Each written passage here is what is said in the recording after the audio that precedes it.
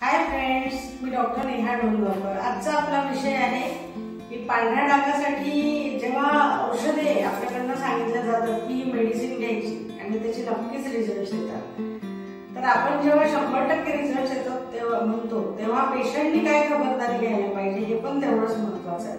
हे म्हणजे कसं बॉन्ड आहे, डॉक्टरचे 50%, पेशंटचे 50% असे म्हणून ते 100% रिझल्ट असतात। तर मग आता पेशंटचं काय चुकतं औषधं घेताना, तर आता काही लक्षात आलेल्या गोष्टी अशा आहे की पेशंट कुठे कुठे चुका करतो। औषध चालू असताना आम्ही पेशंटला रेग्युलर औषधं घ्यायची, त्याच्यानंतर ऊन दाखवणं गरजेचं आहे आणि पथ्य जे पाळायला सांगितलेले ते गरजेचे आहे आणि लाईफस्टाईल अकॉर्डिंग टू डिसीज तुम्हाला चेंज करायचं असतं। तर ह्याच्यामध्ये ऊन दाखवणं हा प्रकार जो आहे तर बऱ्याचदा पेशंट म्हणून याच्याकडे दुर्लक्ष केलं जातं।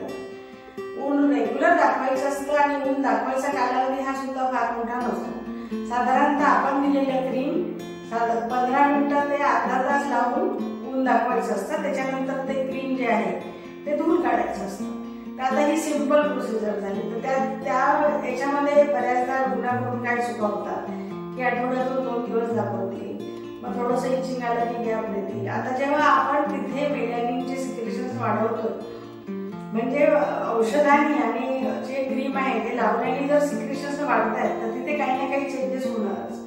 तिथे थोडंसं इचिंग होतं, पण इचिंग होत असेल तर तुम्ही लगेच सेंटरला कन्सल्ट केलं पाहिजे आणि विचारलं पाहिजे असं असं होतंय, आपल्या मनाने ऊन घेणं बंद करायला नाही पाहिजे। आणि जर इचिंग होत नाहीये तरी सुद्धा मला वेळ मिळत नाही या सबुरीखाली बऱ्याचदा ऊन दाखवणं पेशंटकडनं होत नाही।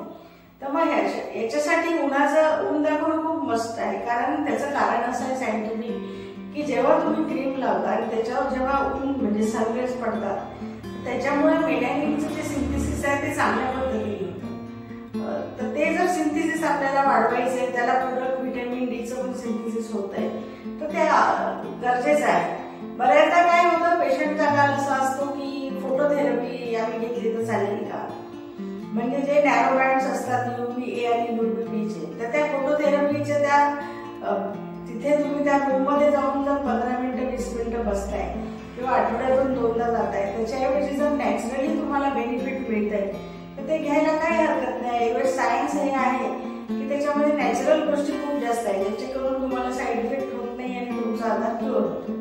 तर हे जर उन्हाची गरज आहे या ट्रीटमेंटला तर तुम्ही ऊन 15 मिनिटं नक्कीच घ्यायला पाहिजे, स्वतःसाठी 15 मिनिटं काढले पाहिजे। म्हणून हे पांढरे डाग झाल्यावर घाबरण्यापेक्षा तुम्हाला जे काय काय डॉक्टर सांगतोय आणि आयुर्वेदाचा कन्सेप्ट कसा आहे हे समजून घेऊन त्याप्रमाणे जर तुम्ही तुमचं रुटीन ठरवलं तर मला असं वाटतं तुम्हाला 100% रिझल्ट येऊ शकतात। मग त्याच्यासाठी तुम्ही रेग्युलर ऊन दाखवणं खूप गरजेचं आहे। आता दुसरी गोष्ट आहे लाईफस्टाईलची।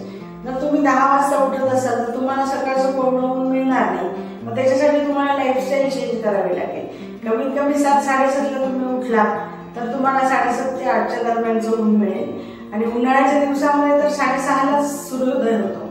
मग त्यावेळेस जर तुम्ही कोवळं ऊन दिलं तर त्याचे रिझल्ट पण खूप चांगले येतात आणि दुसरा कुठला त्रासही होत नाही।